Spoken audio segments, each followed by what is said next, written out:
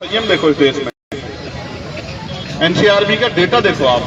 हमारी बहनों को, बहुजन समाज की माओ को, बच्चियों को बेइज्जत किया जा रहा है। रोज हत्या हो रही है, बलात्कार हो रहे हैं, मार पड़ रही है। हमारे घरों को, हमारी दुकानों को, मस्जिदों को, खानकाहों को, मदरसों को जमी दर्ज किया जा रहा है। झूठे मुकदमे, बुलडोजर, गोलियां, एनकाउंटर सब हो रहा है। फिर भी हम लोग संविधान पे आस्था विश्वास रख के डट के खड़े रहे। हमारी हिम्मत देखो आप लोग।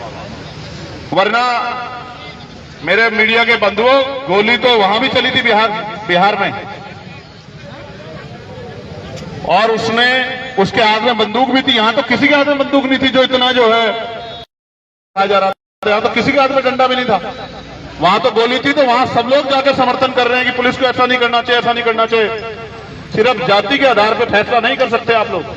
जो गलत है वो गलत है, और आज अगर हम उसके खिलाफ नहीं लड़े तो कल ये आपके साथ ही होगा। जिस दिन आपके साथ होगा उस दिन फिर आप रोते चिल्लाते लोगों की जाति ढूंढते फिरोगे। हमें किसी की जाति ढूंढने की जरूरत नहीं है। जो गलत करेगा, चाहे वो किसी जाति धर्म का हो, हम उसके खिलाफ लड़ेंगे। लड़ेंगे तो लड़ेंगे, ये बात मैं बिल्कुल स्पष्ट कर रहा हूं। जो अधिकारी अच्छा काम करेगा, हम उसको फूल की माला पहनाएंगे।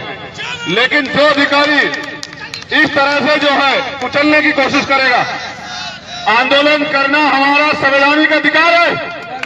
ये हमसे कोई छीन नहीं सकता। अगर छीनने की हिम्मत है तो हमसे जो न्याय हमसे दूरों से छीन के दिखाओ। हिम्मत है तो ऐसा माहौल पैदा करो कि किसी की बच्ची को मारने की हिम्मत किसी गुंडे में ना हो, ऐसा माहौल पैदा करो। और हम कह रहे हैं सीना ठोक के, हम कह रहे हैं कोई दोषी बचे ना, कोई निर्दोष जेल ना जाए। आप न्यायप्रिय कार्रवाई करो, निष्पक्ष कार्रवाई करो।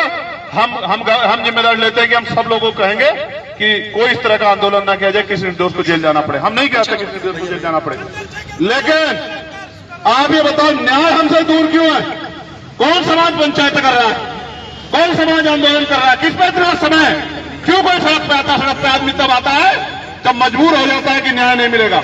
हम पे काम नहीं है क्या?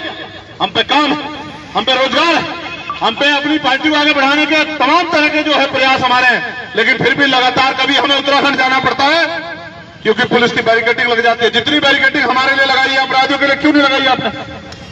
हमारा कौन से जिले का कार्यकर्ता अरेस्ट नहीं किया, डिटेन नहीं किया आपने?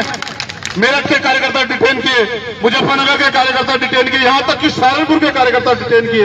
ये आपका लोकतंत्र है? बिजनौर के कार्यकर्ता डिटेन किए। आप कहते हो कि आप लोकतांत्रिक हो। हमारी आस्था है संविधान में, और मरते तब तक रहेगी। हम हिंसक नहीं है। हमने जुल्म सहा और जुल्म के खिलाफ लड़े, और हम संविधान से लड़ेंगे। हम किसी तरह की हिंसा का समर्थन नहीं करते। लेकिन जिनको पीट के जेल में भेजा गया, वो भी किसी माँ के बच्चे, उनके बारे में भी सोचना पड़ेगा। क्या उनका स्वाभिमान सम्मान नहीं है? क्या वर्दी पहने लोगों का ही सम्मान है? जो आपके भाई वर्दी के बिना आपके भाई हैं, जमीन पर संघर्ष है, क्या उनका सम्मान नहीं है? उनका भी सम्मान है। अंतिम व्यक्ति का सम्मान का अधिकार देता है संविधान। आप नहीं कर सकते ऐसा, और आपको खेद प्रकट करना पड़ेगा।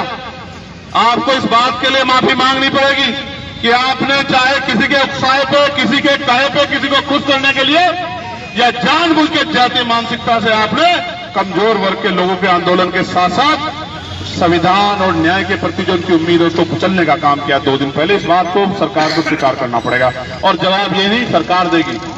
मैं आपको विश्वास दिला कहता हूं, आजाद समाज पार्टी भीम आर्मी कमजोर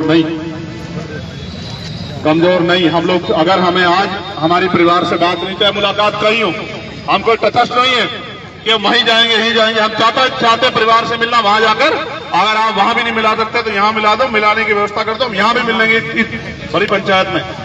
लेकिन हम अपने परिवार से आज मिलेंगे, मिलकर उनकी पीड़ा सुनेंगे, फिर यहाँ के अधिकारियों से अपनी बात रखेंगे, और फिर अगर उनकी मांगे पूरी नहीं होंगी तो फिर आज आंदोलन डिले हो सकता है, कुछ समय के लिए स्थगित हो सकता है, लेकिन खत्म नहीं होगा। मेरी बात को आप याद रखें।